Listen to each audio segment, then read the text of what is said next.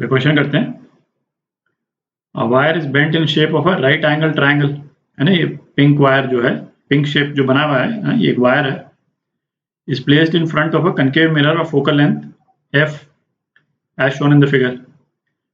Which of the figures shown in the four options qualitatively represent the shape of the image of the bent wire?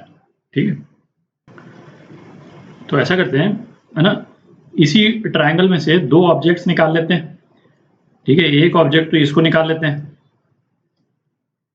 ये एक object हो गया, है ना, इसको अपन O1 बोल देते हैं, और दूसरा ऑब्जेक्ट जो है वो O2, इसको निकाल लेते हैं।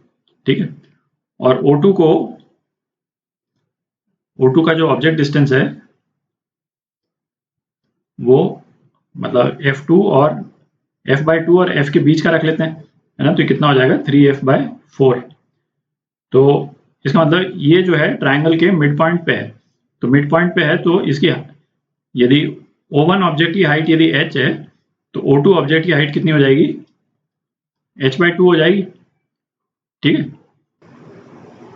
ये तो चूंकि आइसोसेलेस ट्रायंगल तो h एक्चुअली F/2 के बराबर है और h/2 जो है F/4 के बराबर होगी, बट ठीक है अपन h के टर्म्स में लिख लेते हैं इसको।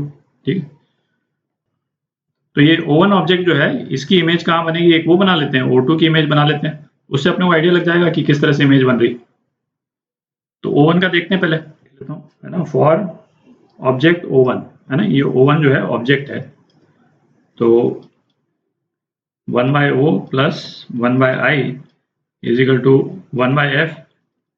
ऑब्जेक्ट डिस्टेंस कितना है इसका, F/2 plus 1/I is equal to 1/F। I कितना हो गया, I जो है वो -F हो गया। ठीक है, तो मैग्निफिकेशन कितना हो जाएगा, मैग्निफिकेशन हो जाएगा -I/O, तो ये हो गया -F बाय ऑब्जेक्ट डिस्टेंस।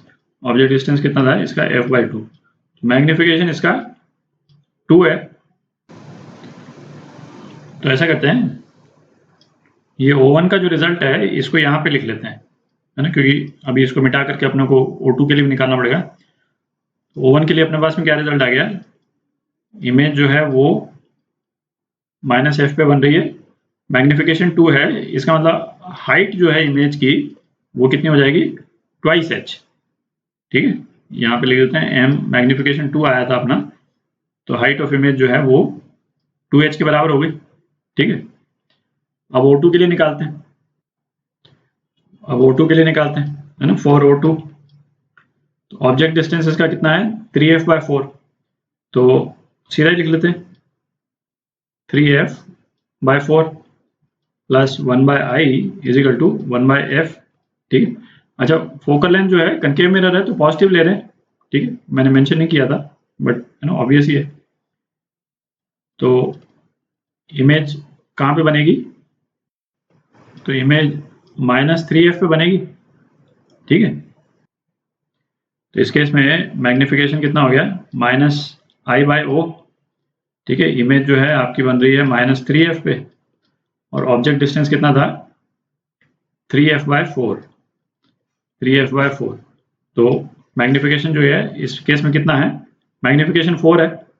ठीक है, तो इमेज की जो हाइट है वो कितनी होगी, हाइट ऑफ इमेज जो है वो, हाइट ऑफ ऑब्जेक्ट जो है h/2 है। इस वाले केस में ऑब्जेक्ट 2 जो है वो h/2 हाइट का था, तो h/2 हाइट का था और मैग्निफिकेशन कितना है 4, तो इस केस में हाइट ऑफ इमेज क्या हो गई, 2h। तो ये आप देखें कि ऑब्जेक्ट को with in the triangle change करने पे इमेज की हाइट जो है वो वेरी नहीं कर रही है, इमेज की लोकेशन वेरी कर गई। इमेज जो है पहले बनी थी, अब इसको यदि यहाँ पे यदि हम ड्रॉ करें तो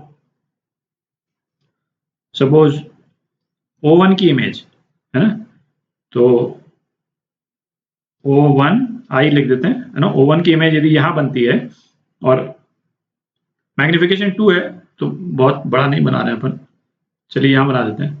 ठीक है, तो थोड़ी सी बड़ी है बट स्केल पे नहीं है ये, तो ये यहाँ बन गई। ठीक है, F डिस्टेंस पे, है ना, मेरे पास जगह नहीं है इसलिए मैं स्केल पे नहीं बना रहा हूँ, तो आप उस तरह से ना देखें।